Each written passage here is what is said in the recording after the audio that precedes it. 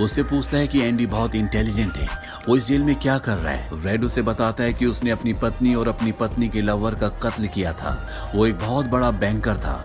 ये सुनकर टॉमी पूरी तरह से शांत हो जाता है और अगले पल टॉमी के सामने एंडी और रेड होते हैं। टॉमी उन दोनों को बताता है कि एक बार वो एक जेल में गया था जहाँ पर उसे एक कैदी मिला था। उस कैदी ने बताया कि एक रात को एक घर में चोरी करने गया।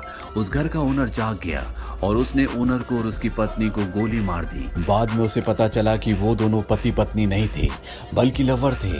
वो औरत एक बहुत बड़े बैंकर की पत्नी थी और उस बैंकर को उसकी पत्नी और उसकी पत्नी के लवर के कत्ल के इल्जाम में गिरफ्तार कर लिया गया। यहाँ हमें पता चलता है कि एंडी बेगुनाह था। ये सब जानने के बाद एंडी वार्डन के पास जाता है, पर वार्डन जानबूझकर उसकी बातों पर विश्वास नहीं करता, क्योंकि एंडी वो इंसान है जो उसके काले पैसों को व्हाइट में बदलता है। वो उसके सारे राज जानता है। एंडी उसे इनडायरेक्टली धमकी देता है कि मैं तुम्हारे काले पैसे के बारे में किसी को नहीं बताऊंगा।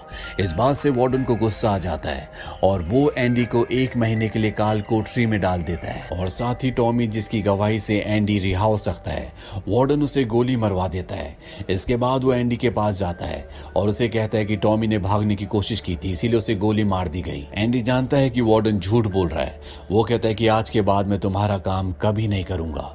वार्डन कहता है कि इसे 1 महीने और काल कोठरी में रखो। आज तक किसी को भी इतने लंबे समय तक काल कोठरी में नहीं रखा गया। अब काल कोठरी में पूरे 2 महीने गुजारने के बाद जब एंडी बाहर आता है तो रेड उसके पास आता है। एंडी रेड से पूछता है क्या तुम कभी इस जेल से बाहर निकल पाओगे।